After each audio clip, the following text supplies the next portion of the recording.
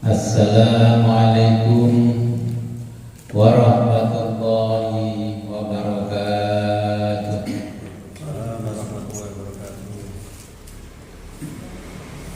Bismillahirrahmanirrahim. Alhamdulillahilladzi hadana li hadza wa ma kunna linahtadiya laula an hadana Allah. Nahmaduhu wa nasta'inuhu wa nastaghfiruh wa na'udzu billahi min syururi anfusina wa min sayyiati a'malina may yahdihillahu fala mudilla lahu wa may yudlil fala hadiya lahu. Asyhadu an la ilaha illallah wahdahu la syarika lahu wa asyhadu anna Muhammadan abduhu wa rasuluh. Allahumma shalli ala sayyidina Muhammad wa ala alihi wa sahbihi ajma'in. Amma ba'du, la haula wa la quwwata illa billahil aliyyil azim. Alhamdulillah, pada malam hari ini kita diberikan kenikmatan oleh Allah yang sangat luar biasa sehingga kita bisa kembali ngaji kitab Ihya Ulumuddin.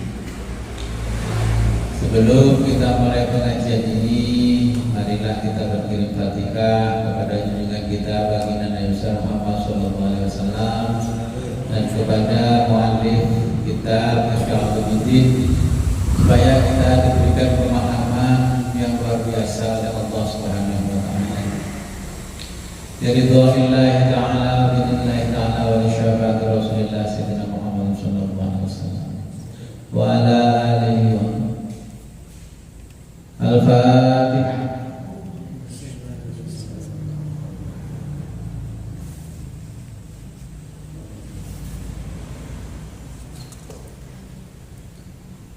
Thumma ila hadratil habibina wa syafi'i qulubina wa qurrati a'yunina wa qudwatina sayyidina wa maulana Muhammad sallallahu alaihi wasallam wa ala alihi wa azwajihi wa dhurriyyatihi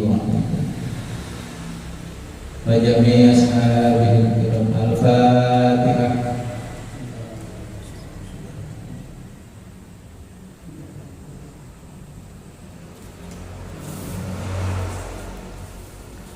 ثم إلى روح الإمام المجدد حجة الإسلام والمسلمين زين الدين أبي حامد محمد بن محمد بن أحمد الغزالي التوسي الطبراني مؤلف كتاب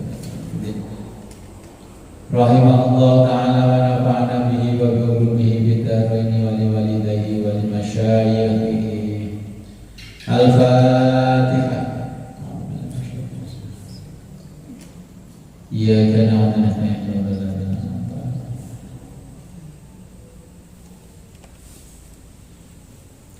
Thumma ila arwahi abaina wa ummahatina ajdatina masyayikhina wa usulina wa qurina wa al-khadirina fi majlisina hadha. Al-Fatihah. A'udzu billahi minasy syaithanir rajim.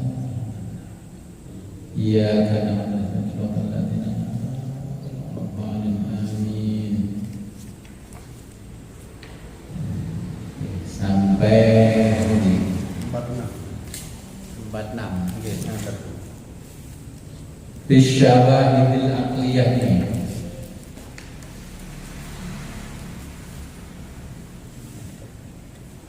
Ini Pak Lulu sampai ini. Sampai ini.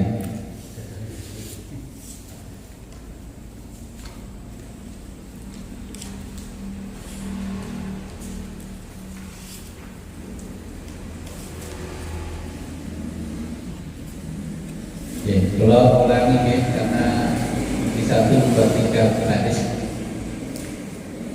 Catatan kula kudune wal fadilatu ma khudatun.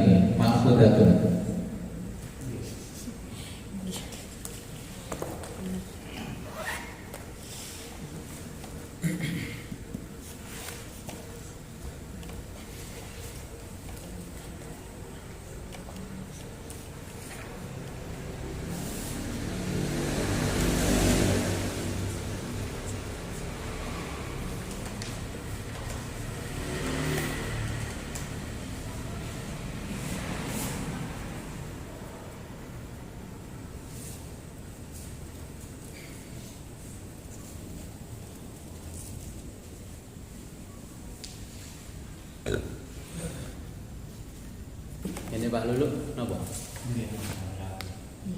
Al-Fadilatun iki. Nggih. Nggih, kula ulangi inggih mawon tani kabeh terengene isine.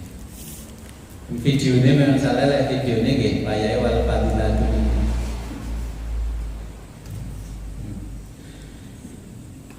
Bismillahirrahmanirrahim. Qala al-muallifu rahimahullahu ta'ala wa nafa'ana bihi wa bi ulumihi fid dharaini amin ya rabbal alamin. Diulangi malih napa langsung wal fadilatun?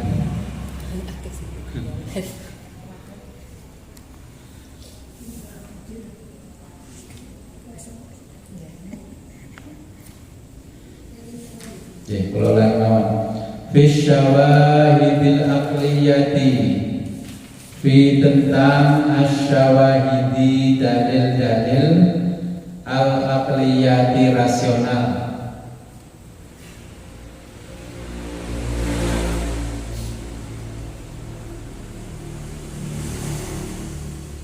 Iklam, ketahuilah annal matluba, bahwa pembahasan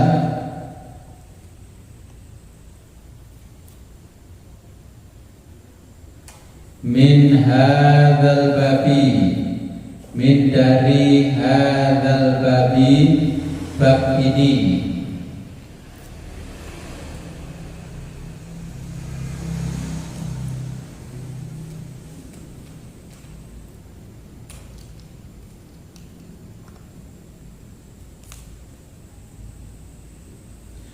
ma'rufatun, mengenai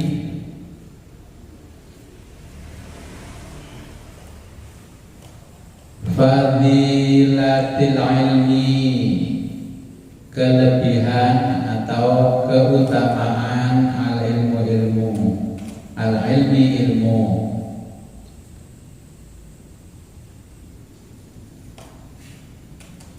wa nafasatihi, dan nilainya,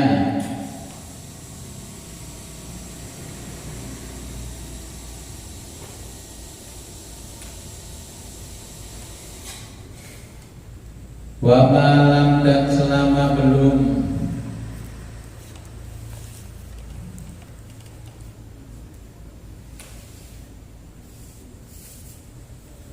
tufhamil fadilat tu,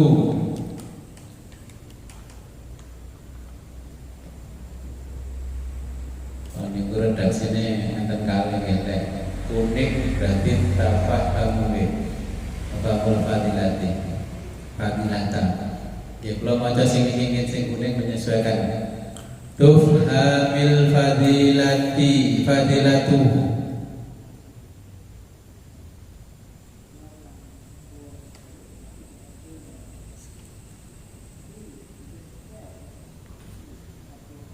Tufhami, memahami, al fadilatu, kelebihan ilmu,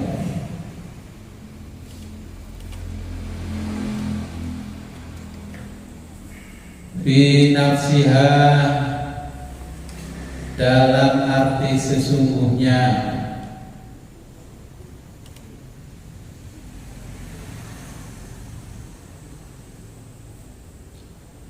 walam, dan belum, yutahaqqaqi, meneliti atau menelisik,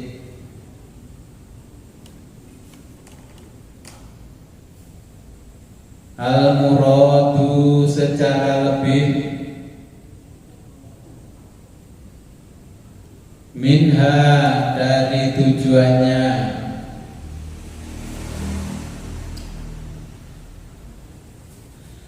lam yumkin, maka tidak mungkin,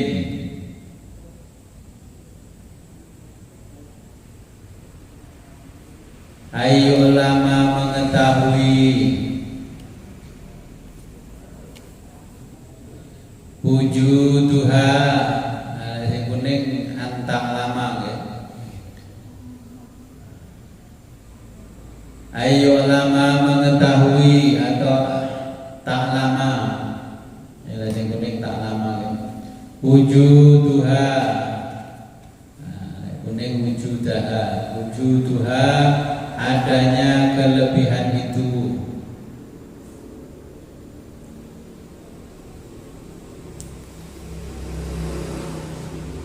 Sifatan menjadi sifat lil ilmi bagi ilmu, atau li ghairihi lainnya, minal khisoli, minal dari al khisoli segala persoalan. Falaqad dhalla maka telah sesat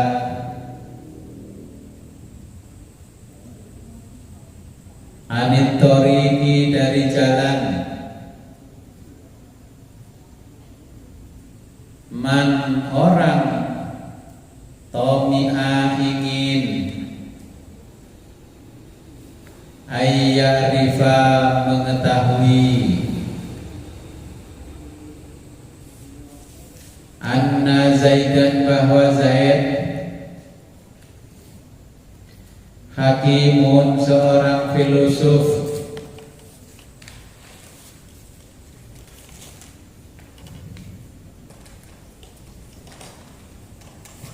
amla atau bukan,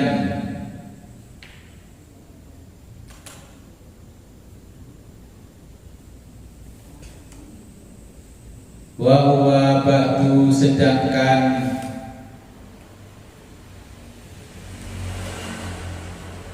lam yafham dia tidak paham makna hikmata arti filsafat,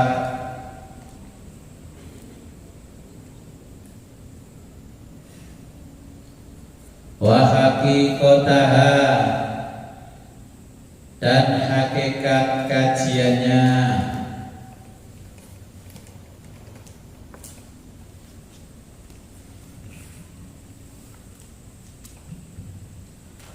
wal fadilatu kata al fadilatu atau fadilah kata fadilah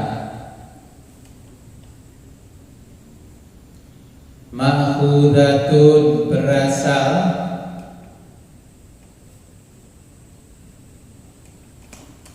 minal fadli dari kata al fadli,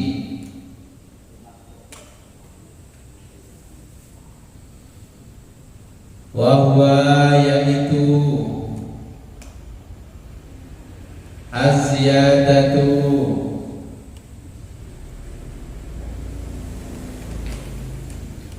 lebih, faida ketika tasyaraka bersekutu,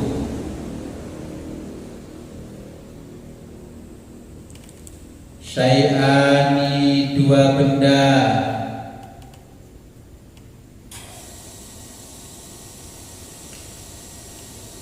fi amri dalam satu hal,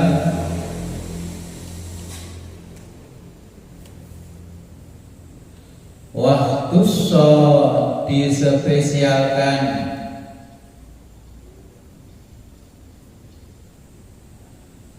ahaduhuma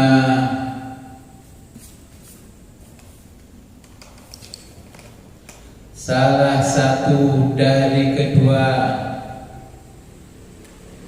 ahaduhuma salah satu dari dua, bimazidin dengan tambahan,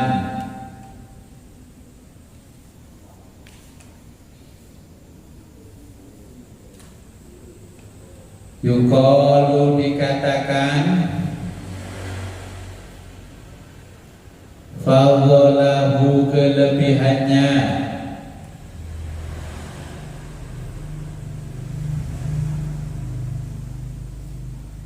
walahu dia memiliki al-fadlu kelebihan alaihi daripadanya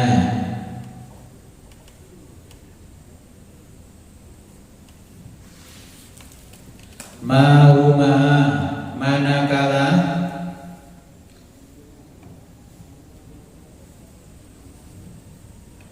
kanat itu ziyadatu tambahannya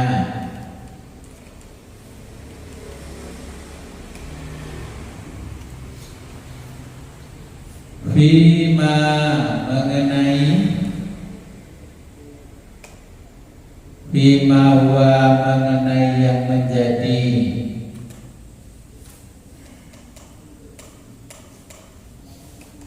kamalu kesempurnaan dzalika syai'i dzalika itu asyai sesuatu jadi dzalika syai'i sesuatu itu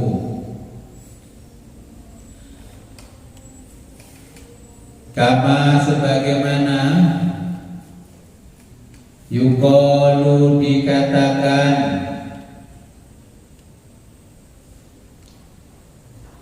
al-farasu kuda itu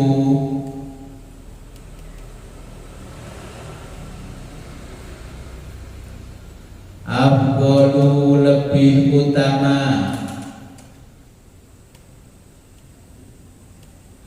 minal himari daripada keledai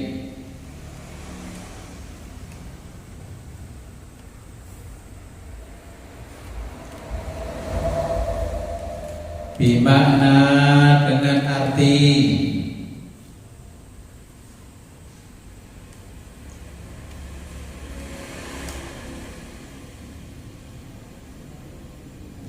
annahu bahwa kuda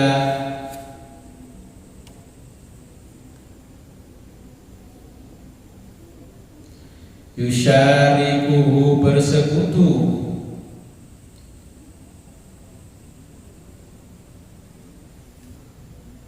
fi kuwatil habli fi kuwati memiliki kelebihan kekuatan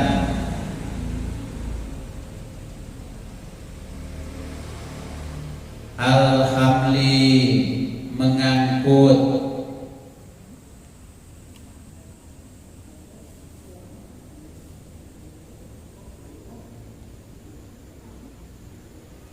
wa yazidu dan kelebihan alaihi dari kuda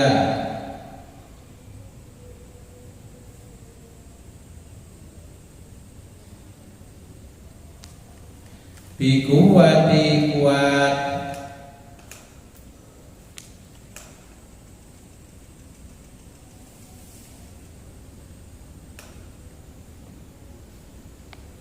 bikuwatil karri kuat mengangkut wal farri dan tangkas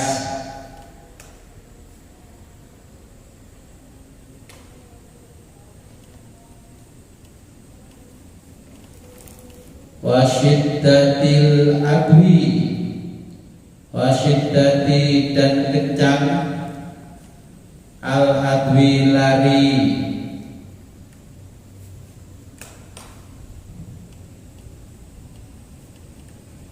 wa husni surati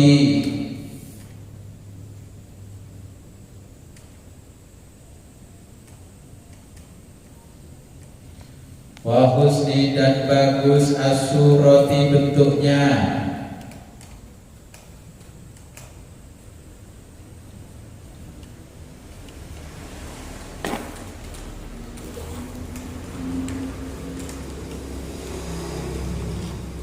Falau jika farido, walau farido jika diprediksi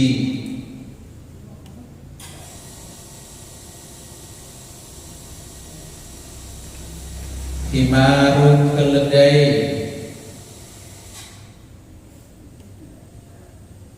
uhtusso memiliki kelebihan,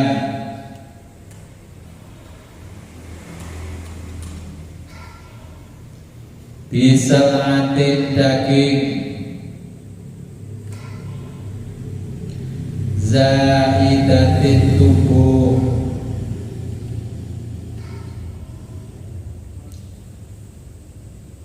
maka tidak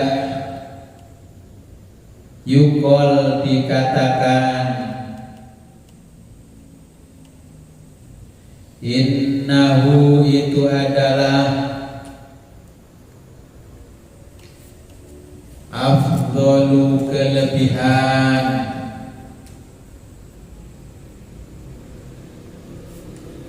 lianna karena tilka itu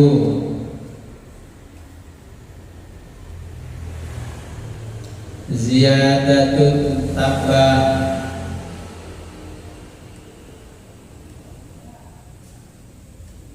atau tubuh fil jismi di badan,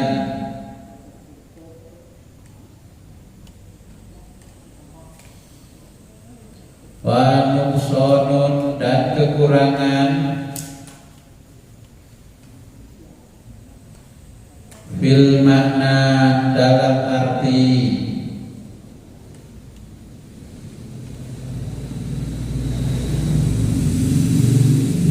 walaisa dan tidak termasuk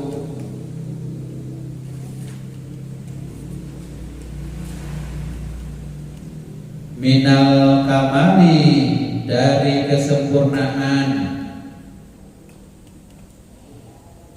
fi syai'in sedikit pun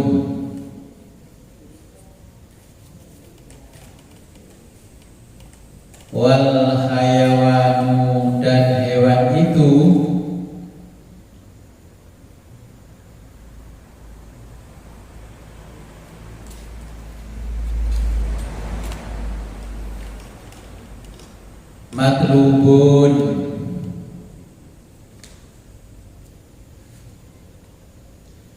matlubun dicari li maknahu untuk maksud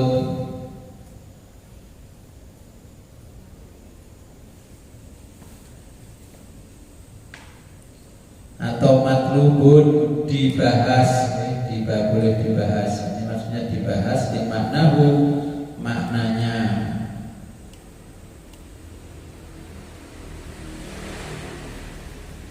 Wasifatihi dan sifatnya, wal hayawanu dan hewan itu matlubun dibahas limaknahu maknanya, wasifatihi dan sifatnya, la li jismihi la bukan li jismihi tubuhnya.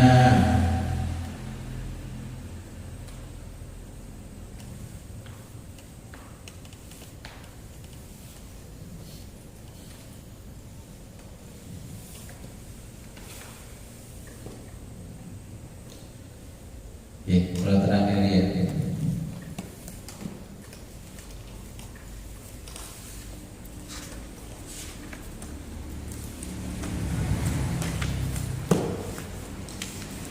jadi ini kelebihan ilmu, dan Imam Ghazali menjelaskan kepada kita ini fi syawahidil aqiyah. Jadi ini adalah dalil-dalil rasional tentang kelebihan ilmu. Di sini Imam Ghazali menjelaskan tentang Zaid. Zaid itu seorang filosof. Ketika dengan saya katakan bahwa si A adalah seorang filosof, Terus jenengan nanya, filosof tak bagus. Berarti jenengan tidak tahu maknanya filosof itu apa, ya, filsafat itu apa, bagaimana mengetahui kelebihan dari filsafat. Maka itu sampaikan Imam Ghazali, Anna Zaidan hakimun amla wa huwa ba'dulam yafham makna hikmati wa haqiqatiha.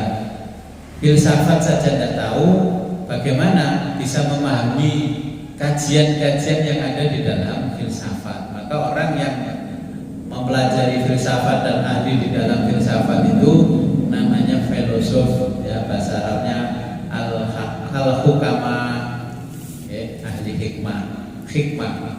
Tapi ahli hikmah di Indonesia diterjemahkan tukang suwuk.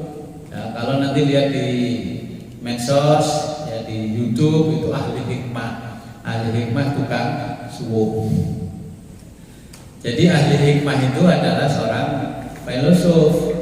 Dulu di zaman, ya, Harun al-Rasyid dan sebagainya, beliau itu punya satu tempat namanya Baitul Hikmah, rumah filsafat. Nah, diganti anaknya menjadi dulu namanya Rodotul Hikmah, Taman Filsafat. Terus ganti anaknya diganti Baitul Hikmah. Saya kadang tidak paham orang-orang membuat sekolah namanya Al-Hikmah, tapi judulnya kayaknya filsafat kelas. Padahal Al-Hikmah itu artinya filsafat. Oke, tapi dari sisi Islam, bukan dari sisi di luar Islam. Jadi Islam itu punya sendiri bahasan tentang Al-Hikmah, filsafat. Nah, filsafat itu apa? Dalam perkembangan modern, ya, filsafat itu juga berkembang. Jadi nanti ada ilmu keagamaan, ya, versus filsafat. Dengan ingin mempelajari agama ini dengan baik, sistematis, ya harus tahu filsafat. Kalau nggak tahu, bagaimana bisa menjelaskan? Agama ini berdasarkan wahyu, ya, wahyu ini sebagai kebenarannya. Makanya ada kitab suci. Ini agama. Yang kita ikuti adalah kitab suci karena kita punya agama. Jadi agama itu kebenarannya adalah wahyu. Wahyunya dituangkan dalam kitab suci. Seperti orang Islam ini, umat Islam adalah Al-Quran. Nah, ini. Kemudian kita punya ilmu untuk memahami wahyu-wahyu itu. Kita harus punya ilmu. Kalau ngaji nggak punya ilmu, yang akan bisa memahami. Nah, ilmu ini sebagai pencari kebenaran dengan menggali hukum-hukum atau sunnatullah. Oke, mencari kebenaran, menggali hukum-hukum sunnatullah. Kalau filsafat sunnatullah namanya hukum alam. Tapi kalau dalam ilmu keagamaan, nah, hukum alam itu tidak ada, namanya sunnatullah. Jadi sudah sunnahnya Allah. Kemudian kalau filsafat ini menggali fenomena-fenomena alam secara rasional dan spekulatif, digali. Nah, ini Imam Ghazali, makanya Imam Ghazali di muqaddimahnya itu untuk memahami kitabnya Imam Ghazali, kita kan harus mengerti tasawuf akhlaki, tasawuf falsafi. Jadi tasawuf itu dengan filsafat juga harus tahu. Tasawuf amali, jadi tasawuf praktis itu apa? Nah, orang yang mampu menggabungkan agama, ilmu, filsafat itu disebut ulul albab. Ulul albab. Di Quran kan ada ulul albab. Nah, orang yang sudah ulul albab ini adalah orang yang selalu berpikir dan beramal soleh. Jadi dia beramal pun karena ilmu. Dia bisa menetapkan ilmunya, oh ini begini karena dia mengerti filsafat. Bisa menentukan syarat rukunnya wudu, syarat rukunnya sholat. Itu ilmu dibarengi filsafat. Dengan tidak tahu ini pulpen apa, pokoknya pulpen Gus. Ini ada tulisannya drawing pen. drawing gambar, pen adalah pulpen untuk gambar. Gambarnya sopo kok ini. Nah ini gambarnya arsitek, gambarnya teknik sipil. Nah ini.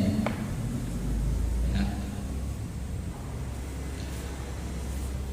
Kemudian kalau kita mempelajari ini, Ihya Ulumuddin, kita nanti akan membahas irfani. Jadi epistemologi irfani. Jadi epistemologi itu cabang dari filsafat yang berkaitan dengan hakikat. Ini. Jadi ini irfani. Perbandingannya apa? Nah, di irfani itu ada bayani, ada irfani, ada burhani. Nah, ini kalau ngajinya nggak ngaji balago, nggak ngaji mantek, ya kita nggak tahu istilahnya bayani, irfani. Jadi Islam itu juga punya ilmu bayani, punya ilmu irfani, burhani, ya. Kalau kita belajar balaghah, mantek dan sebagainya, itu kita pelajari di situ. Nah, apa? Contohnya begini, sumbernya. Kalau kita bicara bayani, kita belajar teks agama. Nah, teks agama, contohnya dari kita mengambil dalil dari Al-Quran, terus mengambil dalil dari hadis. Nah, teks agama itu kalau kita belajar usul fikih namanya nas, ya, ketentuan agama sudah dari sananya. Kemudian itu dipelajari oleh seseorang dari sisi irfani. Tahu irfan? Irfan itu apa? Arif. Makanya orang yang ma'rifat itu karena dari irfan, orang yang sudah mengetahui. Jadi ini namanya irfani. Irfani itu hampir sama dengan tasawuf, langkahnya menuju sufi. Nah, irfani ini adalah ilmu intuisi. Orang mencari rumusan dasarnya nggak ketemu, dia sholat, dia zikir, wirid, mohon petunjuk kepada Allah dengan intuisi yang dia lakukan. Ya, kalau orang Jawa dengan zikir, wirid, tirakat supaya diberi jawaban sama Allah, nah itu namanya irfani. Kemudian setelah diberi sesuatu yang dari irfani, ini ada burhani, ya. Ini menggunakan rasio, akal. Jangan kan katakanlah begini, mari setelah kita sholat tahajud, sholat istikharah, terus ngimpi ketemu Allah. Bus nopo artinya kalau ketemu ngimpi ketemu Allah lah. Jangan tadi melakukan sesuatu yang irfani. Dengan pikir wirid akhirnya bisa mendapatkan satu simbol-simbol, tapi tidak paham karena tidak tahu ilmunya. Nah, orang yang bisa menjelaskan dari sesuatu yang irasional menjadi rasional, ini dibutuhkan satu ilmu juga. Ketika Nabi Muhammad menerima wahyu yang pertama kan hanya mendengarkan bunyi-bunyian seperti lonceng, ada yang gemericik dan sebagainya. Tadinya itu bersifat irasional, tidak bisa diterima akal. Tapi kemudian dengan ilmu Allah memberikan pemahaman kepada Nabi Muhammad, akhirnya bisa dipahami. Ya, ilham-ilham yang wahyu yang diturunkan Allah kepada Nabi Muhammad. Bagaimana? Ini juga ada metodenya. Kalau metode bayani ini adalah linguistik. Jenengan kalau baca kitab Ihya ini dan saya baca, mananya paham enggak?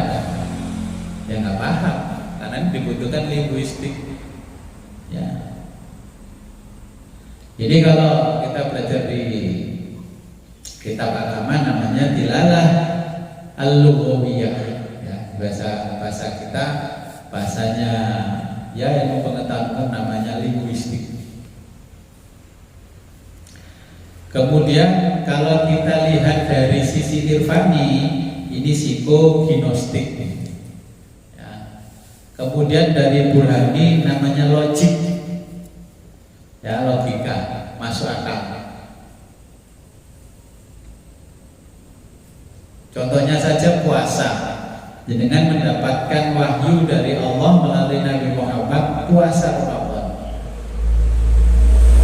Karena dasarnya agama. Sudah apa yang disampaikan Nabi langsung kita terima, langsung kita beriman bahwa itu ibadah perintahnya Allah. Tapi kalau orang lain mengatakan, "Lapo sih kok dikongkon poso?" Emang ada apanya dengan puasa? Ada fadilahnya enggak? Nah, ada kelebihannya enggak? Orang itu kan mau mengamalkan sesuatu, minta sesuatu yang ada nilai lebihnya. Ya karena nilai lebihnya enggak mau. Disuruh bekerja yang tidak ada gajinya kan enggak mau. Gajinya pinten Gus, kerja berapa Gus? Nah, ya, ini sisi akalnya akhirnya mempertanyakan ketika orang disuruh puasa. Nah, terus puasa sebulan penuh.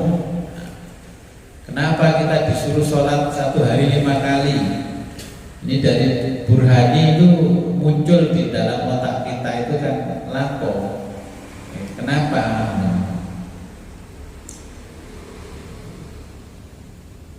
Nah, dari tema sentralnya ilmu, kita kan punya ilmu ini ada tema sentralnya, katakanlah puasa. As-saum berasal dari kata saum seumpama, as-sholatu. Nah, tema sentralnya katakanlah kita membahas sholat itu apa? Itu kita kan harus paham. Pahamnya dari mana? Ya ketika kita belajar fikih, usul fikih, barulah kita paham mana as-sholatu ad-du'a'u. As-sholatu aqwalun mutatahatun bitakbiri wa mutatamatun bitaslimi. Nah, kemudian kalau kita bahas irfani, zahir batin, nanti dengan sholat itu kan ini mi'rajnya orang awam itu adalah sholat. Nah di situ nanti jenengan menemukan namanya wilayah. Karena dari ibadahnya jenengan yang luar biasa, diberi penghargaan oleh Allah. Nah di situ jenengan jadi waliullah, namanya wilayah kewalian. Kalau orang yang spesial namanya nubuah, itu kenabian. Nah ketika sudah ada wilayah, ada nubuah, ini kita dari sisi Burhani ada yang namanya esensi, ada yang namanya eksistensi. Iki wali bener apa enggak? Nah, karena ada orang bukan waliullah tapi mancake koyo wali kutub. Dan jenengan yang sudah ngaji ihya, kalau dikabari si adalah seorang wali, ya jangan langsung percaya. Kita lihat dulu ini wali bener apa enggak. Oh iya ternyata wali murid. Oke. Ini dari bahasa dan logika.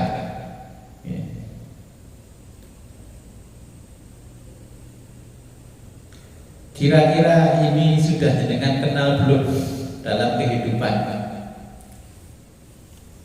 Ini Imam Ghazali menjelaskan seperti itu. Hal-hal yang harus kita pahami, ada beberapa hal. Makanya ihya itu sangat luar biasa. Tapi kadang ya kita ini karena keterbatasan juga kadang ngaji. Pengalaman saya kalau ngaji ihya ini memang background kita, karena ini sudah dikasih batasan-batasan oleh Imam Ghazali bahwa untuk mengaji ihya ini diperlukan beberapa syarat. Tapi syarat itu sebagian tidak saya penuhi untuk jenengan. Yang penting kalau syaratnya diterapkan semua, kapan ngajinya? Kan ngaji. Contohnya begini. Ketika Imam Ghazali bicara filsafat di sini tadi al-hikmah atau al-hakim, filsafat itu kan ada 2. Yang paling mendasar lah dipelajari. Tapi ini nggak diajarkan, kalau di Indonesia nggak diajarkan di tingkat dasar, ini perguruan tinggi. Ada filsafat teoritis. Jadi kan belajar sholat itu kan belajar teorinya dulu, baru praktek. Makanya teoritis itu perlu dipelajari. Nah dalam filsafat teoritis di situ kan jenengan mengenal matematika, mengenal fisika, mengenal logika, mengenal ilmu pengetahuan, kemudian mengenal metafisika, gabungan antara meta dan fisika, jadi metafisika. Nah filsafat teoritis ini berkembang. Contohnya matematika. Matematika itu jadi aljabar, geometri, aritmatika, kalkulus, ya, trigonometri, ya, kemudian ekonometrika dan sebagainya. Ini adalah filsafat teoritis. Kalau jenengan tidak bisa ini, tidak bisa berkembang dalam kehidupan. Dulu orang itu paling benci dengan matematika ketika sekolah, ya kan? Ujung-ujungnya setelah nikah gak punya pekerjaan, lama-lama pandai jadi tukang. Jadi kan kira nukang begini gak butuh matematika, pasang keramik ini butuh matematika. Dia sadar gak sadar dulu membenci matematika. Ternyata matematika yang paling dia butuhkan dalam kehidupan. Bertani juga, semua aku sekolah ngel-ngel mau pak, aku di kuliah no pak, segini pak. Pilih tani, jelalah tani beneran, ngukur galengan ya pakai matematika, tandur mantur ngecepno apa nancapkan padi juga pakai matematika, ngemes mupuk juga pakai matematika. Orang kadang tidak sadar, gitu. Bisa aku mau matematika, aku tak ngaji ya kitab kuning. Ben ngalim, dipikir ngalim itu karena ngajinya kitab kuning. Padahal yang dibutuhkan untuk ngaji banyak syaratnya ketika terjun di masyarakat. Mau ngaji kitab kuning diparani, ketika jadi kiai ada orang konsul tentang zakat, tentang faraid, bagi-bagi waris, nah iso kok gak ngerti matematika. Nah, orang kadang salah paham, belajar agama gak butuh matematika. Lalu kalau ketika didatangi oleh umat bertanya tentang waris, nggak butuh matematika. Pun Gus bertanya jurusan olahraga mau menghindari matematika. Ya, ketika masuk di fakultas itu jurusan olahraga, pendidikan olahraga, jadi guru. Apa gak ngukur bal colot ya kayak matematika?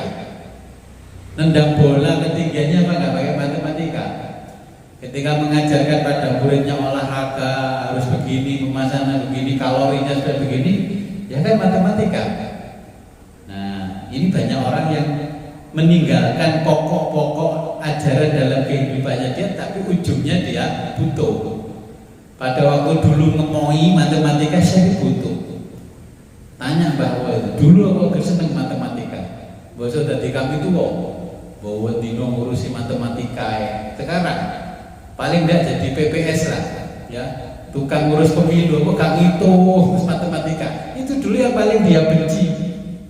Pak aku lebono STM aja ngitung matematika. Ujung-ujungnya ya matematika yang dipangan bendino. Lah, gitu. Ini masih bakal pay apa kak? Kayak matematika. Ditimbang sak mene, aku tak bisa mene, boleh tak ada tidak bisa mene, tak boleh mene. Itu dulu paling dia benci. Makanya orang Jawa bilang, oh Jawa geding nemen-nemen itu nular nama. Ini kan dari filsafat teoritis, karena dulu ketika masih sekolah di tingkat dasar SD sampai SMA tidak dikenalkan. Dikenalkannya matematika sesuatu yang mengerikan. Gitu. Padahal itu dibutuhkan. Terus biaya akalan itu bukan. Coba jangan kalau nggak bisa baca tulis, nggak bisa matematika, saya kasih kalkulator bisa nggak operasikan? Simbol-simbol matematika nggak tahu. Ini apa Gus? Iki mbok ono alat ceblok langit ini. Enak ngitung miliaran tek langsung dadi. Saking bodohnya dia mau iki alat ceblok langit sematu. Iki ceblok barang hajar asfalt dia. Ya karena itu. Kemudian kalau dikasih tahu kamu harus memiliki ilmu pengetahuan seperti Nabi Ibrahim ketika ditanya Allah butuh ilmu apa butuh dunya, kan ilmu pengetahuan dulu. Jenengan tahu ini tahu itu karena punya ilmu. Ini yang dimaksud oleh Imam Ghazali. Kemudian dari metafisika, ya metafisika. Dulu metafisika itu dianggap barang goib. Sebenarnya bukan barang gaib. Metafisika itu filsafat ketuhanan, tapi bukan teologi, bukan tauhid, bukan ilmu tauhid. Ini ada HP. HP dari sini adalah fisika, karena barangnya nyata. Jenengan sama saya ada kabelnya enggak? Kan enggak ada tadi grup ngaji itu. Ketika barang fisika saya lempar, pengumuman besok ngaji ya, Gus, waalaikumsalam, insyaallah, insyaallah. Itu dikirim dari alam nyata melalui gaib, diterima lagi dengan alam nyata. Makanya ini yang punya perusahaan ini mengganti nama dengan metaverse. Meta itu yang melampaui, verse itu dunia. Sekarang diklik, sekarang satunya wes rumus. Dengan ngupload YouTube hari ini, blog semua orang di dunia langsung bisa upload. Dengan posisi dimanapun di tengah-tengah laut, selama ada sinyal internet bisa mendengarkan YouTube ngaji saya. Nah ini loh. Kalau zaman dulu kan bingung cara nih ilmu kodim itu apa? Ya, ketika kita belajar ilmu balaghah, mantek, ada ilmu kodim, ada ilmu hadis. Jadi ilmu kodim itu ilmu yang langsung bersumber dari Allah, langsung kepada hafalnya, seperti Nabi dan Rasul. Kalau ilmu hadis, nah itu yang ilmu melalui proses pembelajaran. Makanya ilmu qadim itu namanya ilmu meta, ilmu hadis itu namanya ilmu fisika. Jadi kalau itu digabung menjadi metafisika.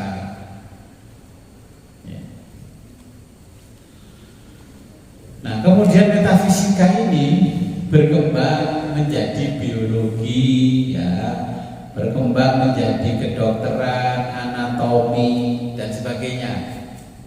Nah, itu berkembangnya. Dulu orang perutnya kembung mesti ngomong aduh besar dan kembung. Nah, padahal itu kena penyakit lambung. Karena dulu itu meyakini begitu-begitu yang tidak tampak mata itu kadang santet orang, potongnya belendos gowedi dikonsulkan ke dukun. Ternyata ada kanker tumor di dalam perutnya. Nah, ya kan? Kemudian ketika Imam Ghazali mengatakan hakim filsafat itu ada filsafat praktis, praktis. Dari filsafat praktis itu ada yang namanya etika, ada hukum, ekonomi, politik. Ya. Dari filsafat praktis berkembang, ya. Contohnya etika. Etika itu kalau di dalam pemahamannya orang Islam namanya akhlak. Nah, di dalam akhlak itu ada namanya akhlakul karimah, akhlak yang mulia. Nah, di dalam etika itu ada moral. Kalau orang Jawa namanya toto, kromo, bahasa kesehariannya unggah, ungguh. Nah, itu ada ilmunya. Jadi toto kromo itu ditoto, kromo niuman, etikanya ditata. Makanya orang Jawa menyebutnya toto kromo. Dari akhlak ini, moral etika ini berkembang menjadi manajemen diri. Nah, manajemen diri contohnya kalau ada orang ngaji begini kan, dari sana lewat sini tidak boleh. Nah, karena orang lewat reno berarti dia belum mengerti manajemen diri. Napa niku kok digeci Gusti ya? Paling sama kan begitu tanya. Oh, kak iya bener. Ini nggak tahu sekolah. Nah, bagaimana ada rekaman yang namanya akhlak itu kan jangan ada. Contoh begini, kalau jenengan tidak pernah mengajarkan anaknya ngepel lantai, nyapu, terus di sini saya kasih alat ini ngepel, buing itu pripun gue sudah mulai, pripun gue sudah mulai, kan sama dengan itu, nggak pernah ada rekaman. Nah, makanya ini yang paling kecil etika moral ini adalah pada diri kita dinamakan manajemen diri. Makanya kalau ngomong sama orang sepuh begini caranya, oh ini tangannya begini. Kalau orang Jawa ketika ada orang duduk dan naik sepeda turun dituntun. Kalau dulu namanya etika moral akhlak ini orang mau tanya jalan kemana gitu kan, naik sepeda turun dijaga baru tanglet nyuwun sewu badhe derek tanglet dalan menuju anu pundi. sepeda motor nong Mbak, derek Mbak. Dalam tengkoron itu lebih Mbak. Ya ini namanya krisis moral. Ya, artinya karena sudah gak diajarkan etika itu, makanya orang itu krisis moral. Kalau dulu orang nganterkan undangan, tahlilan, tasakuran, selamatan, tok tok tok, assalamualaikum, waalaikumsalam. Mana bos? Semoga pinara dilungguhno, ditakoi. Sing nganterno undangan menyampaikan, Pak, kalau bingos pindah silaturahim, pengkali kalau diutus si A nyawasakan undangan begini-begini. Saya kan enggak, saya bos kan undangan bos. Kok disopo, isi ngocok sore. Nah itu namanya makin hari makin tergerus ilmunya sehingga krisis moral.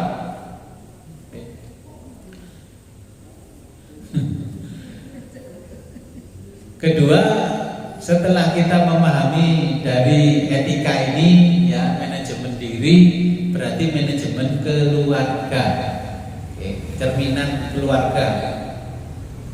Jadi orang tua itu nggak usah dilihat dari jauh-jauh, pokok dulu anaknya. Nomah itu kaya apa wis ketok. Apalagi saya ini kan hampir setiap hari ada tamu. Jadi kan kalau tahu anak is buah-buah. Kalau ibu wong tuane dijaga. Ujung-ujung di lantai 3 rooftop. Baru bingung mutilannya ceblok. Saya sudah mengingatkan, itu anaknya tolong dianuin, nggih Gus. Mas. Begitu enggak orang sekarang? Kalau orang dulu kan dicekelan celak di lungguhno. Budal teko omah dipeseni, "Le, Nduk, awakmu tak jak lunga ate nanggone bapak anu." Boleh nokono ora oleh rame, ora oleh ngene. Lek nokono disuguhi jajan, lek beruping telu gak oleh cukup. Kan etika itu diajarkan kan dari dulu dan sekarang krisis. Orang sampai nunggu wis langsung juga jajan di pondok, melaku mulai putah jajannya. Aku itu loh, saya sering korban aku dicoblosi anaknya itu orang disneni.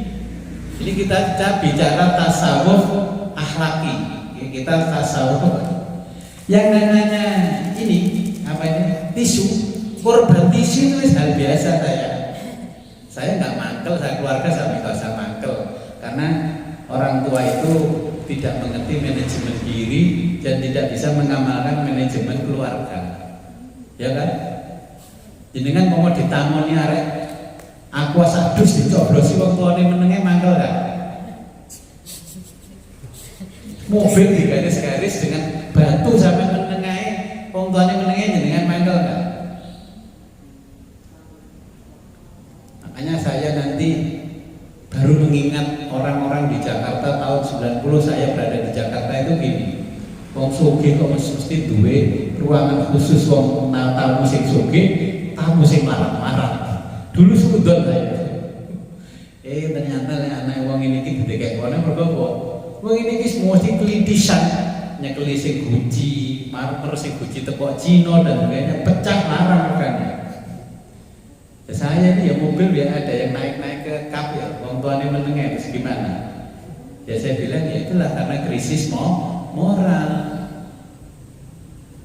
Makanya Imam Ghazali menyatakan belajar dulu dasarnya itu belajar dulu. Nah ini parahnya kan karena di sekolah sudah tidak diajari.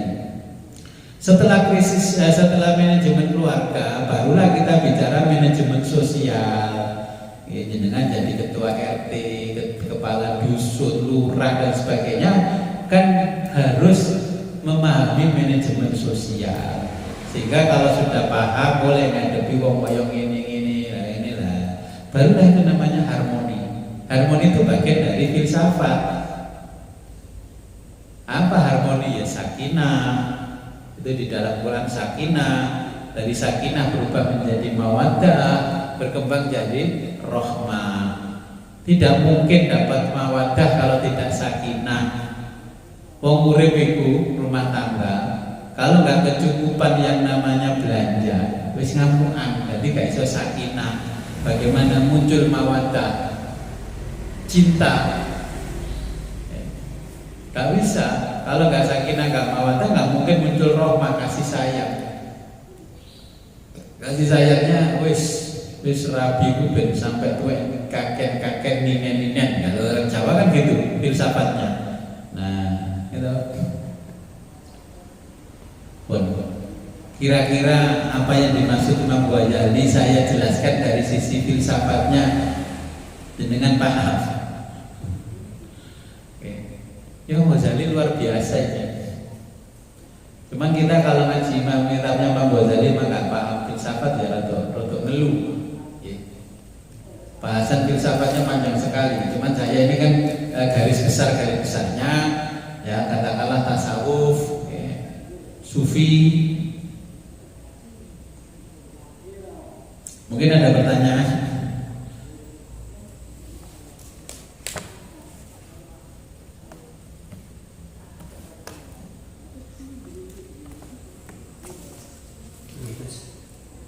Tentang akhlak Mas. Nggih, monggo. Sekian hukum itu. Nah, nggih. Ini nopo harus sekolah itu pun diajarkan tentang. Jadi kita kami akhlak ini ya pasti kayak kan bisa cocok. Artinya dengan jumlah penduduk Indonesia mayoritas Islam tapi berdasarkan utang lima maka ibarat. Ternyata kenyataan masyarakat kok seperti itu. Ternyata itu yang maksud. Oke. Saya sendiri sebenarnya nggak paham dengan yang dimaksud oleh para penggede itu kenapa dihapus. Tapi alasan mereka untuk mempersingkat belajar mengajar, materi-materi yang dianggap tidak penting itu disuruh cari sendiri di luar. Kan meniru di Singapura. Singapura itu pelajaran agama tidak ada. Adanya pelajaran umum yang dibutuhkan untuk hidup saja. Agama disuruh cari di luar. Nah saya begini, negara ini dulu kan dididikan berdasarkan agama, moralitas yang tinggi. Mulai anak rakyatnya demo bingung, jadinya kok ini ngono gitu. Nah, makanya ini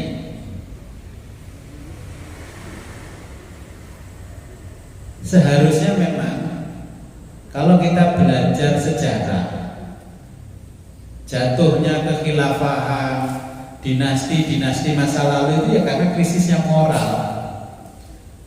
Nggak jauh-jauh kita Majapahit kurang besar bagaimana dinasti Majapahit menguasai yang namanya Nusantara itu sampailah Vietnam, Filipina, sampai Laos dan sebagainya, sampai besanan sama Ratu Campak. Jatuhnya karena moralitas pejabatnya nggak ada, pajak dikorupsi sebagainya, minum dan sebagainya, main madon molimo itu, sehingga Wali Songo mengajarkan filsafat molimo. Nah, dia jatuh juga akhirnya karena moral tidak diajarkan di sekolah. Dulu yang namanya sekolah di zaman Mojopahit kan namanya pawiyatan, bukan madrasah. Madrasah harus impor ke Arab. Kalau sekolahan impor ke Logo School, pawiyatan. Di Kediri ada namanya pawiyatan Daha. Jadi sekolahnya Kerajaan Jowo. Nah, ini mau saya tulis pawiyatan Guswi. Mau nggak paham apa pawiyatan? Tak tulis saya Sanggar Pasinaon. Gitu. Sanggar Pasinaon bahasa Jawa, sanggar tempat Pasinaon belajar. Terus diterjemahkan bahasa Arab, majelis taklim. Majelis taklim kan sanggar taklim sinau. Nah, sinau apa?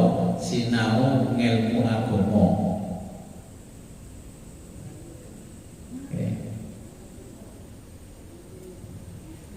Jadi memang beberapa tahun ini sudah nggak ada pelajaran moral. Dulu ketika Orde Baru Pak Harto menerapkan penataran, dianggap itu suruh tawadhu'nya Pak Harto. Gitu, padahal itu kan ya memang sisi yang lain yang namanya P4 itu ya tawadhu kepada Pancasila, Undang-Undang Dasar Negara. Ya tapi namanya politik ya dari dulu kan begitu. Jadi politik itu ya dari dulu ya begitu.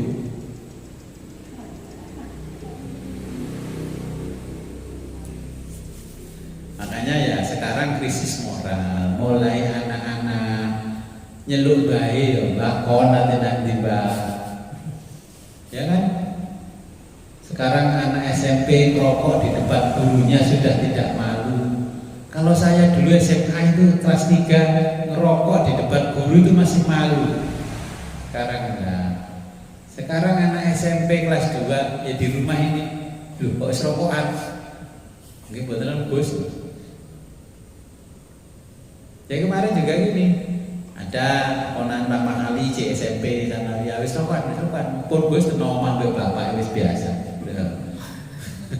Loh, ini fakta bukan cerita fiksi, fakta. Jadi moralitas kita memang krisis moral. Bangsa kita ini lama-lama krisis moral. Dengan adanya kemajuan teknologi, sekarang contohnya begini. Lama-lama gak ada pelajaran agama di sekolah, dianggap muatan lokal. Basa Jawa tidak ada karena ada kekuatan lokal yang memberatkan. Tapi yang namanya matematika, bahasa Inggris kayak hal yang penting, ngalahno hadis sahih. Giliran anak ndablek bingung, karena apa ya gak diajarkan yang namanya moral, tata krama ndak ada. Ya moral itu kan bahasa Latin. Tata krama, etika, basa Jawa ini jenenge budi pekerti. Ya bagaimana? Kayaknya orang kita sudah mulai meninggalkan itu. Ya mudah-mudahan aja tidak terjadi krisis. Dengan krisis moral hancur. Kehancuran bangsa di mana-mana dari dulu kan karena mulai krisis moral. Ya memang setahu saja, karena saya sekarang udah gak jadi guru, bukan guru ya, jadi gak tahu. Tapi melihat pelajarannya anak-anak yang di sekolah umum, termasuk anak asuh yang ada di sekolah umum memang gak ada. Kalau anak saya yang masih sekolahnya MI, MTS, Aliyah, anak saya sendiri masih ada, akidah akhlak masih ada, Quran hadis pasti dan sebagainya masih ada yang sekolahnya di bawahnya Kemenak, tidak dihapus. Contohnya dulu kalau di sini, pokoknya sekolah madrasah itu kitab-kitab dasarnya itu seperti Aqidatul Awam dan sebagainya itu diajarkan. Sekarang kayaknya nggak ada. Jadi pokoknya ya pelajaran standar-standar itu. Dulu lulusan MTS Aliyah di sini wis pinter ngaji. Sekarang sama aja dengan aliyah-aliyah di luar berdoa. Ada yang guru negeri aliyahnya, ya sama pelajaran dengan SMA.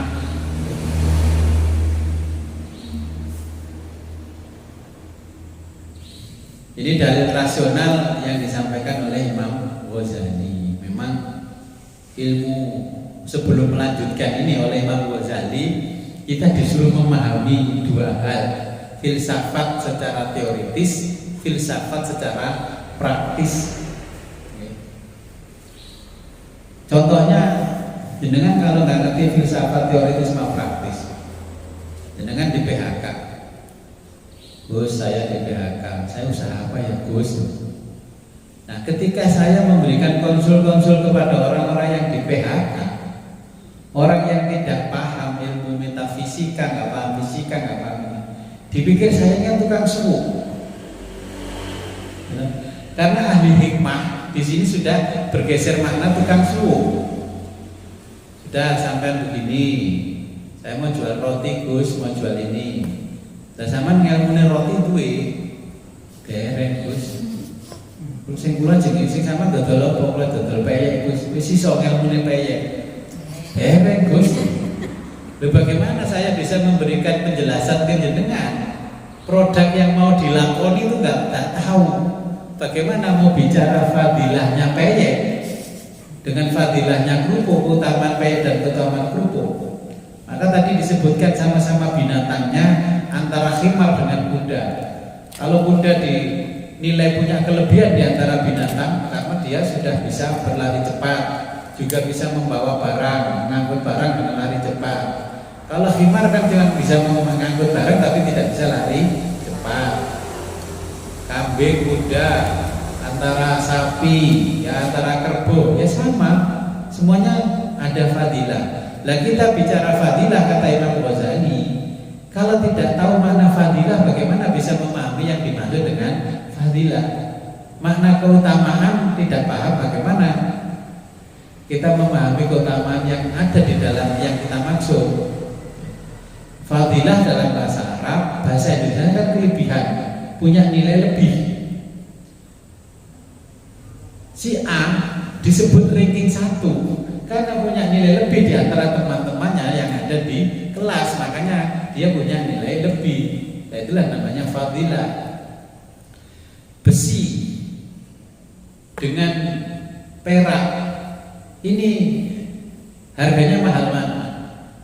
Karena yang satu biasa, yang satu punya fadilah, punya kelebihan, maka harga peraknya lebih mahal. Lah perak ini akan kalah dengan namanya emas karena punya kelebihan dari perak, dari besi-besi yang lain.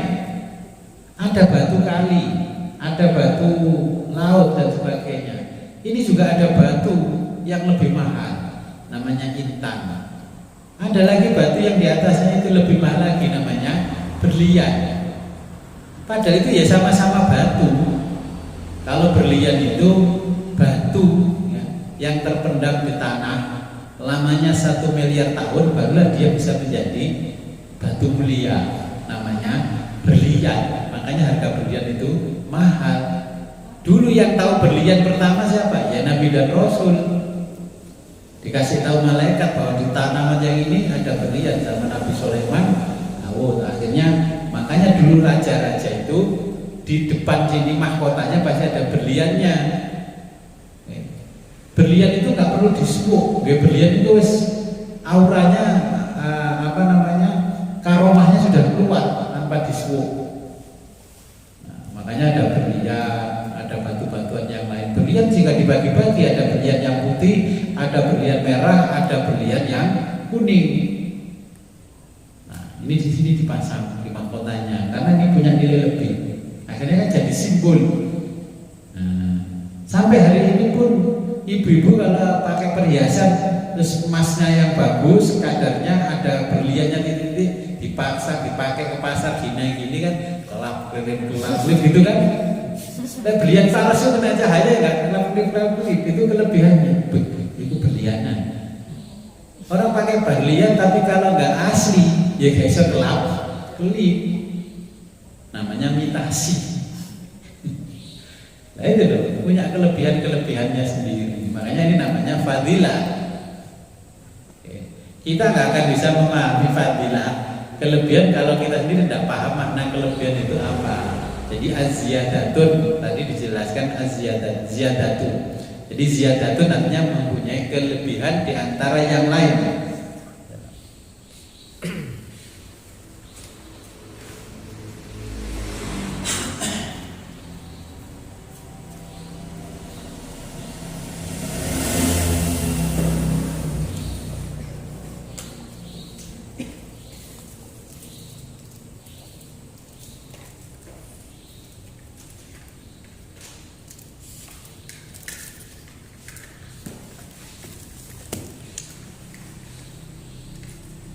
Mungkin ada pertanyaan lagi.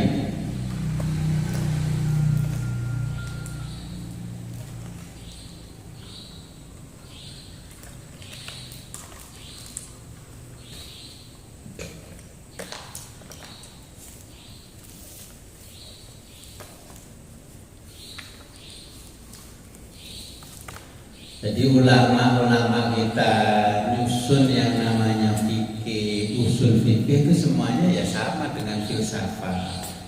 Dan filsafat itu kan cara berpikirnya kita. Bahasa Jawanya bisa saja jadi falsafah. Falsafah hidup bangsa Indonesia ada di mana? Ya kan ada di Pancasila dan Undang-Undang Dasar 45. Itu yang namanya falsafah, dasar-dasarnya. Bahasa Arabnya jadi falasifah, ya, atau falsafah. Falsafah itu ya dari bahasa Arab yang mengadopsi dari bahasa Latin. Kita contohnya begini, nanti kalau kita belajar usul fikih seperti al-waraqah, hukum itu kan berkembang. Ini contohnya al-waraqah, ditulis kapan al-waraqah? Ini ditulis tahun 500 Hijriah, disarai tahun 800, 300 tahun kemudian baru disarai oleh Syekh Jalaluddin Muhammad bin Ahmad Al-Mahalli. Kitabnya Syekh Imamul Haramain Al-Juwaini, ini gurunya Imam Ghazali. Ini. Jadi Al-Waraqat ini kitabnya gurunya Imam Ghazali.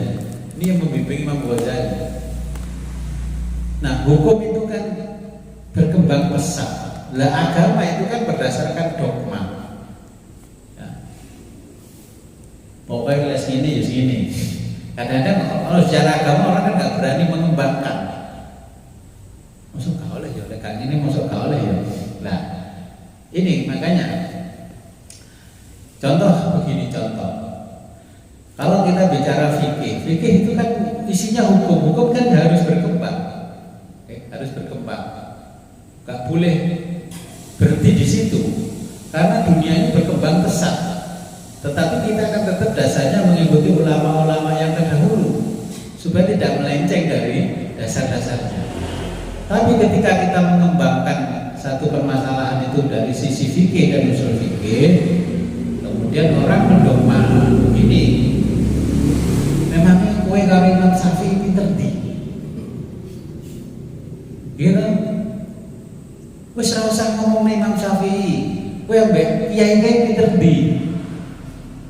Akhirnya ini kan gak bisa berkembang. Padahal kebutuhan untuk hukum Islam itu juga berkembang. Dulu tidak ada bank, sekarang ada bank.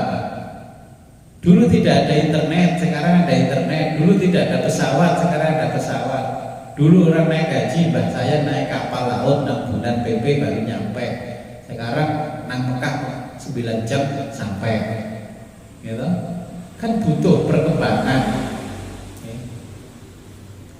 Nah, ketika kita mau mengembangkan itu, sudah didului dengan kata-kata, "Kowe pinter di awakmu karo Imam Syafi'i."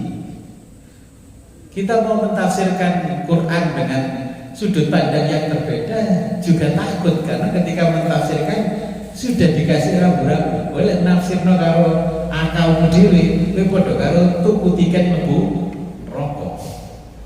Nah,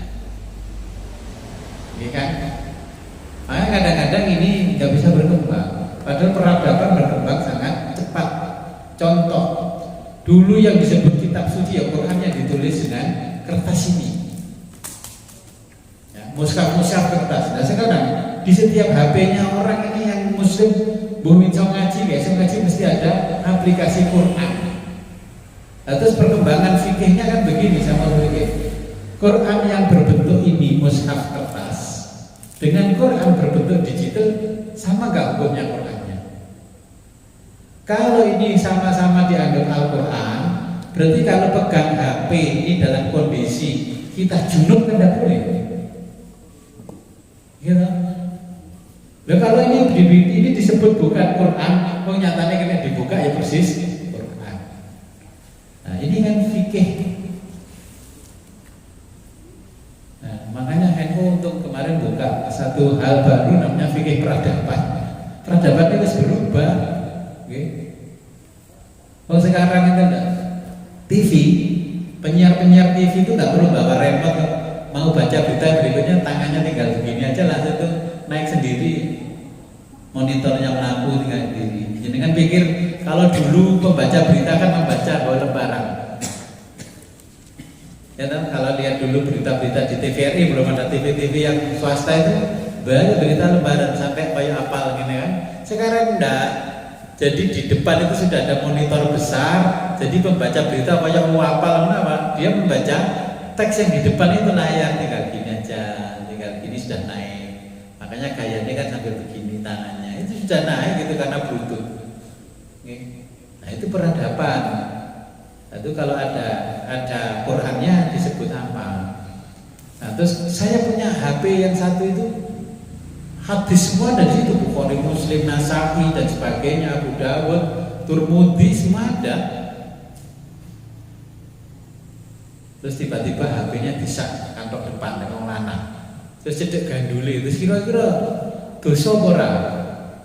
Loh ini kan kita harus berpikir secara filsafat, ini harus merenungkan peradaban-peradaban yang luar biasa.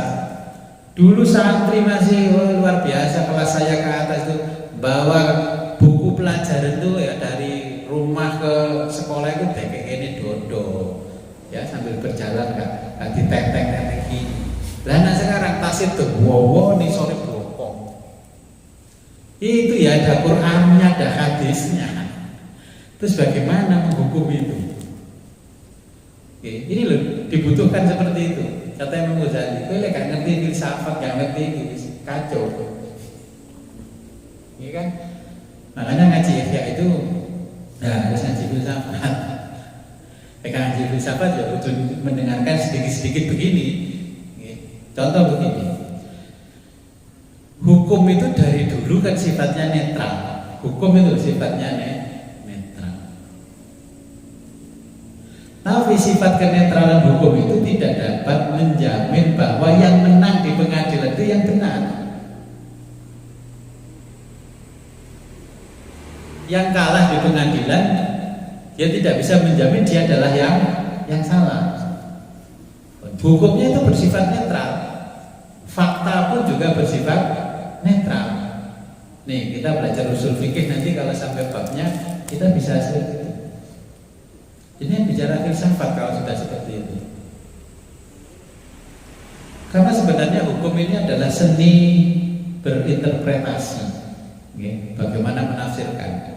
Dari sisi jaksanya, ya jaksanya lah itu cari dasar-dasar hukum yang membenarkan argumennya. Dari sisi pengacara, ya pengacara juga mencari dasar-dasar yang membenarkan argumennya. Nah, fakta itu juga netral. Kejadian-kejadian yang setiap hari ini kan netral fakta itu. Contoh, kita kan tahu Pangeran Diponegoro, ya pahlawan. Tapi kalau sejarah itu yang nulis Belanda, Pangeran Diponegoro itu pahlawan apa ekstremis? Zaman Londo itu kan di film-film, kamu orang ekstremis, ya kan? Bahasa kita sekarang, kamu orang teroris. Zaman Londo kan teroris sebutannya ekstremis. Kalau yang menulis kelompoknya Belanda, maka Pangeran Diponegoro itu namanya ekstremis. Tapi kalau yang menulis kelompok orang Indonesia, maka Pangeran Diponegoro itu pahlawan. Nah makanya fakta ini juga dipandang dari sudut mana.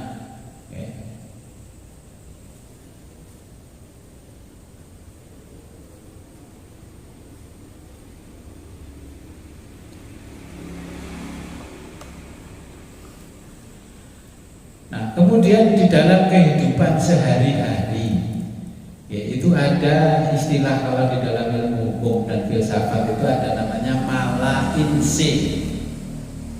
Ada istilah namanya mala inse. Nah mala inse ini adalah suatu perbuatan yang tanpa dirumuskan sebagai perbuatan sudah merupakan kejahatan. Ini perbuatan jadi kan kan rumusnya itu jadi kejahatan. Tiba-tiba ketemu arek ayu nang embong, wih kena wong ditowel bokongnya, terus susunya ditowel. Itu adalah perbuatan, gak usah dirumuskan karena datangnya tiba-tiba. Itu adalah kejahatan. Nah kita kadang-kadang kan tidak paham, kenapa kok koyo ngono ya diputusno kok koyo ngono ya, hakime kok ngono ya, gak adil ya. Kita kan awam, nggak ngerti ilmu hukum, filsafat nggak ngerti, filsafat hukum juga nggak ngerti, bahasa juga nggak ngerti. Nah, dalam keseharian itu juga kita disebutkan ada yang namanya mala prohibita. Jadi adalah suatu perbuatan manusia ya, yang diklasifikasikan sebagai kejahatan apabila sudah dirumuskan ya, sebagai kejahatan dalam undang-undang. Yang terkecil ditulis, ini ngomongin samine yo, padahal ditulis samine. Ya. Kan kejahatan yang dirumuskan. Jadi panitia nanti ngundang sholawatan boleh donatur. Donatur sing 1 juta ditulis 900 wis gak ro ae wong. Nanti PDW dengan alasan begini. Lalu di panitia akan dikasih operasional segitu kurang wae gak boleh. Jadi itu kejahatan yang memang sudah dirumuskan. Nah, termasuk seperti ini adalah bagian dari filsafat. Allah itu membuat aturan-aturan kan ya sudah jelas, ya sudah jelas sekali. Makanya kita harus paham bahwa kalau kita mempelajari ilmu dan dari sisi agama, wahyu itu adalah kebenaran. Apalagi kita Islam, wahyu itu adalah kebenaran. Dan kebenaran itu diperbolehkan oleh Allah diteliti. Afala tatafakkarun, kalimat-kalimat yang tafakkarun berpikir itu kan dalil-dalil kita berfilsafat. Cuman filsafatnya kalau orang Islam ada rambu-rambunya adalah Quran dan hadis, tidak boleh liar. Makanya dengan berfilsafat kita tahu bahwa ini Al-Quran ya. Al-Quran bila dipandang sebagai kalamullah, kalamnya Allah, berarti itu tidak membatalkan. Kalau orang tidak wudu, tidak punya wudu, dia boleh memegang Al-Quran. Tapi kalau Al-Quran itu dipandang sebagai kalamul dzati, makanya megang Al-Quran kalau nggak wudu dah boleh. Makanya ketika Imam Syafi'i ditanya oleh kelompoknya Mu'tazilah, Quran itu makhluk atau bukan? Bayangkan tantangannya.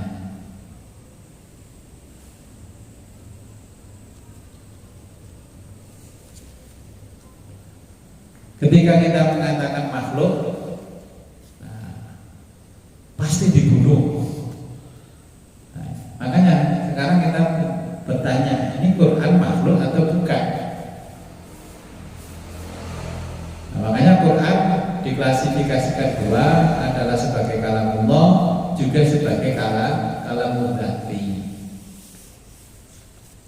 Kelompok rasional di Islam dulu kan namanya Mu'tazilah, itu orang-orang yang sangat rasional. Nah, karena rasionalnya ini suatu ketika yang berkuasa bukan Mu'tazilah, ulama-ulama Mu'tazilahnya dibunuh. Nah, begitu juga ketika Mu'tazilah yang berkuasa, ulama-ulama di luar Mu'tazilah juga dibunuh. Nah,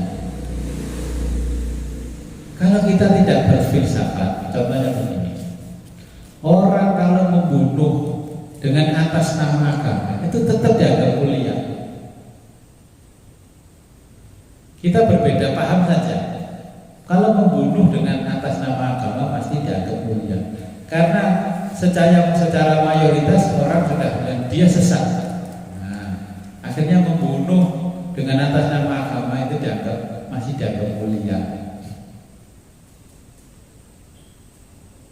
Makanya banyak teroris-teroris itu menganggap membunuh dengan atas nama agama dia mulia. Dia mengerti agama, tapi tidak paham isinya agama.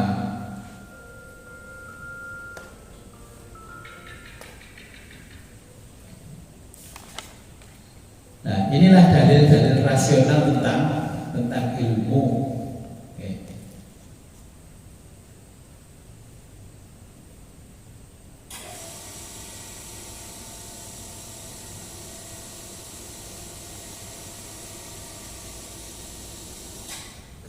Oke, monggo. Tentang hukum sih. Oke. Berarti mirengaken kalau mesite ini terdiri yang hukum. Profesor C. Sahitapi. Saya sih yang Islam. tema itu. Hukum itu adalah untuk menghukumi orang. Maka barang tentu harus mengikuti dengan perkembangan. Kalau mengikuti dengan perkembangan ini berarti bukan rekayasa.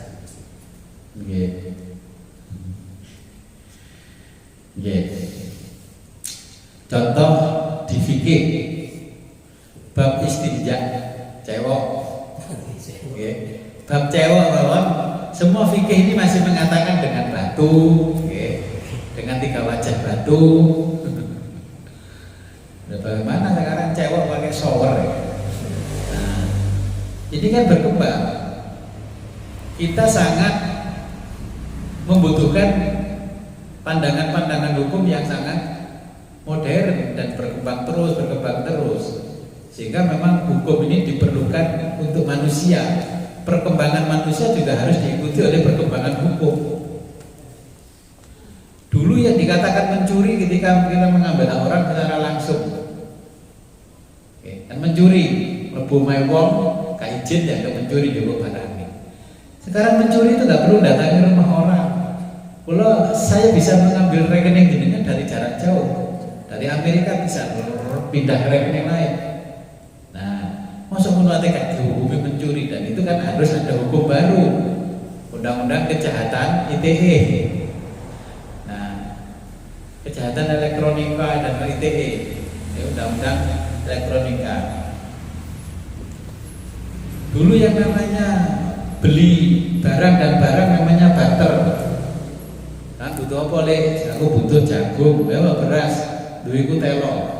Lek telo mung iki berarti aku kudu gawa 3 kintal baru oleh beras beramu 1 kilo. Nah, kan berkembang. Dengan perkembangannya itu manusia berpikir bagaimana menyederhanakan kegiatan dia yang tadi disebut secara ekonomi, membuat nilai tukar yang dipakai oleh satu kelompok tertentu. Kalau negara-negara tertentu kita jadi rupiah. Itu perkembangannya harus berkembang. Dulu dianggap uang rupiah yang kertas ini, wah ini dewo yang bisa menyelesaikan masalah tanpa masalah. Sekarang bayar tidak perlu bawa uang, HP. Bayarnya mas, monggo pak di scan irisnya, krik, motong nanti dia berbunyi kan. Numpak tol apa bawa duit boten, kartu tempel, saldo Anda tinggal sekian. Nah, itu perkembangan. Hukumnya tidak perlu membawa uang, perlunya bawa kertas, bawa plastik yang ada pleretnya hitam. Sekarang udah nggak ada hitamnya, langsung ada kartu chip di dalam print. Pokoknya isinya goib kabeh. Nah, itu kan isinya goib semua. Nah, itu isinya karena perubahan ilmu namanya dari meta jadi fisika. Dengan kegoiban kartu tol ditempel dit munir, nah gerbangnya buka cret, bisa buka dewe kayak film Dono kan begitu loh. Itu kalau Dono masih hidup bukan itu. Nah itu kan ada perkembangan. Nah hukum juga harus berkembang sesuai dengan perkembangan peradaban manusia. Kalau nggak berkembang ketinggalan zaman. Dan tugasnya ulama mencari dasar hukum yang ada di Al-Quran dan Al-Hadis. Dulu nikah itu nggak perlu KUA. Zaman nenek moyang kita, mbah saya aja nggak punya surat. Nikah cukup di pondoknya di Mbahnya Yusuf. Katanya mbak, tanya dulu mau nikah ya? Aku biar di pondok Gajol di nikah sama Mbah Yusuf. Ya juga sih cukup. Dan orang tidak mempermasalahkan gitu. Kita nggak mempermasalahkan. Dan sekarang nikah dengan cara begitu apa nggak dianggap nikah siri? Itu masih lumayan lah kalau di Indonesia dianggap nikah siri. Coba kalau dianggap nikah mut'ah. Kita ini kan anti Syiah karena ada nikah mut'ah. Lalu di kita itu praktek nikah siri banyak sekali. Apa nggak sama dengan nikah mut'ah? Nah, akhirnya hukum berkembang karena banyak orang yang nikah model begitu di zaman sekarang. Kalau sudah punya problem rumah tangga, langsung mengucapkan talak, kamu saya talak, udah talak. Akhirnya perlu ada perkembangan hukum hukum, wah ini kompilasi hukum pernikahan kudu dionokno iki. Wong ya gak sembrono. Boleh wis kadung anu balik kucing. Terus sowan kiai wis lek ngono kowe kudu bangun nikah. Lalu istilah fikih napa Mbah Yai? Istilah fikih tajdidun nikah. Digolek-golek no hukum sing bisa membela dia gitu loh. Akhirnya makanya perlu undang-undang itu supaya orang tidak sembrono dan harus berkembang. Nah dulu nikah kan nggak ada surat, akhirnya perlu surat. Sekarang surat yang lembaran kayak paspor nggak perlu, dikasih ATM sekarang. Orang yang nikah sekarang kayak Mas Bendi ini paling wis dapat itu surat nikah elektronik. Dereng. Padahal harus surat itu di-download terus langsung metu nikah bojo nikah ketok. Karena apa? Sekarang ada elektroniknya. Karena kakak sih masuk surat nikah. Nah kan hukum akhirnya berkembang. Biar KTP diketik nulis cukup, kakak diketik abang turunan toko cukup. Nah ini akeh wong menyalahgunakan KTP kakak, akhirnya ada undang-undang kependudukan, gitu. Biar anak mbak anak gak perlu akte, nah ini ada akte. Dan di akte itu disebutkan 3 istilah, gitu. Kalau lahirnya setelah kedua pasangan ini menikah disebut anak kandung. Kalau lahirnya sebelum pasangan ini menikah disebutnya anak biologis. Gitu. Kalau bukan dari pernikahan tapi dari rahim orang lain diangkat berarti namanya anak angkat. Tapi ya semua dikasih akte. Makanya sekarang seperti di KK ada tulisannya nikah tercatat dan nikah tidak tercatat, tapi sama-sama dikasih kakak. Ini perkembangan hukum, ini produk-produk hukum yang berkembang mengikuti perkembangan zaman.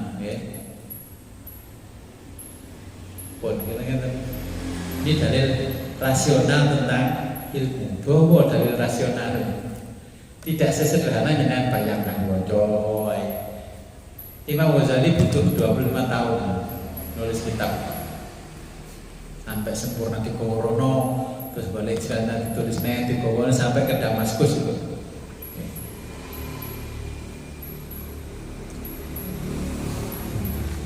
Buat kita jelas.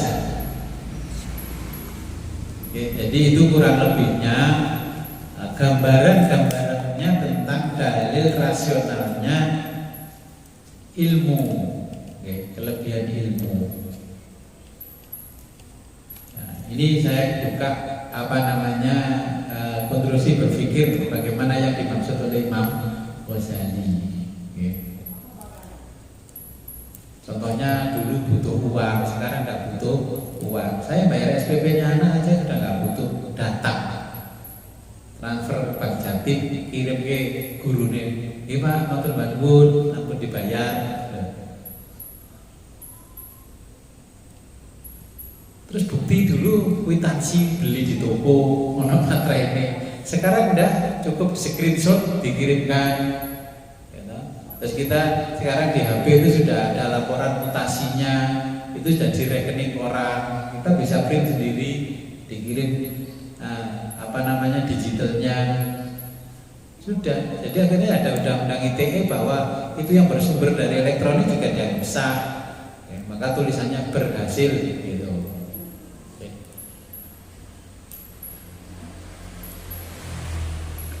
Ya kalau bisa sekarang namanya paperless, tanpa kertas. Ya kalau bisa nanti ngaji saya sama jenengan ke depan nggak usah bawa kitab, bawa tab. Semua kitabnya jenengan di situ Kak Kleru, budal, waduh Kleru tak bawa. Dan ngajinya nanti saya kasihkan cloud, ya mungkin di situ semua disimpan datanya di situ. Jenengan tinggal klik buka situ. Pokoknya jamaah saya kasih link, saya kasih passwordnya bisa buka. Kalau nggak kasih password ya bisa buka. Jadi itu perkembangan ilmu. Ini yang dimaksud Imam Ghazali. Dulu ketika orang dikatakan rame-rame yang zaman ono swara orang merupo. Pikiran kita karena dari kecil peteng-peteng ono gendruwo. Gitu. Akhirnya pikirannya yang orang dulu ngomong, jangan-jangan yo gendune modal nih. Mergo akeh wong ora pasang cok bakal nang ngene sawah-sawah was tandur mantun gitu. Iki bersih desa ora boleh wedhus, pojok papate desa ora dikai ndas wedhus. Engko bakal ana swara ya ana rupa sing mari ngono. Mau mikir padahal yang namanya apa pujangga itu sudah menyebutkan begitu. Karena ilmunya sudah bisa menjangkau di masa depan. Seperti Nabi itu disampaikan Nabi namanya the history of tomorrow. Yang akan datang sudah bisa diceritakan. Itu perkembangannya, fadilahnya ilmu. Terus dengan dibilangi nanti yang rame-rame yang zaman bakal ngomong kurut jalannya keliru sing ya guyu. Jadi kan semua mikir, oh gendeng kabeh kok wis sih ada. Ternyata ya sekarang bawa HP ya guyu ngomongan. Sekarang mojok di mana-mana kayak gini. Ya toh. Padahal itu delok TikTok delok apa guyu-guyu dewe.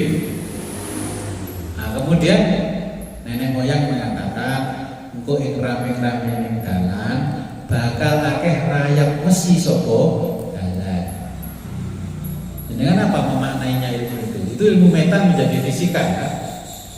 Jadi metafisika, rame-rame ning zaman bakal akeh rayap saka dalan, rayap mesi saka dalan. Saya tuh baru paham itu baru-baru kemarin, beberapa tahun yang lalu. Saya Ramadan tahun berapa itu? Ada mobil ini. Betul. Oke, nggak ada mobil dari paham. Lo nggak ada mobil dari paham. Ramadan tahun berapa? Saya itu menjelang buka puasa nongkrong di kafe di Cito Surabaya. Ya, Cito, City of Tomorrow. Nah, terus melihat di bawah waktu menjelang maghrib, ternyata di bundaran warung ramai yang namanya kendaraan juga macet. Terus saya ingat dawuhnya pujangga Jawa zaman dulu. Oh ini sih dimaksud rame-rame ini zaman akeh raya besi saka dalan. Mbah Pujangga dulu mau memaknai mobil itu kan tidak bisa karena belum ada kata-kata yang ditemukan. Akhirnya dianggap rayap punang dalan, tapi toko besi rayap besi saka dalan. Wah, besok jenengan nek tebas mobil tulis iki rayap besi saka dalan. Itu makna filsafat yang sangat dalam, tapi kita nggak bisa memahami sebelum kejadiannya muncul.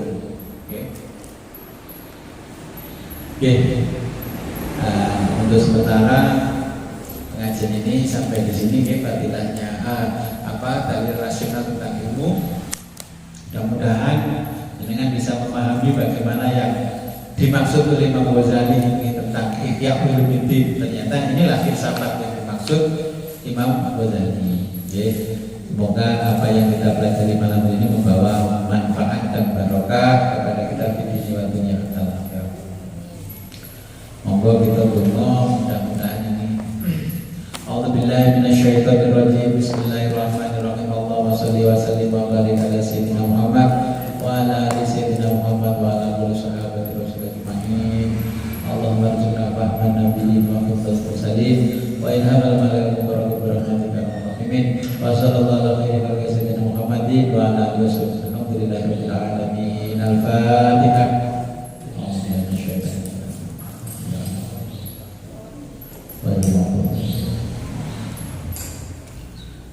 Akhirul kalam ihdinas siratal mustaqim wa billahi taufiq wal hidayah.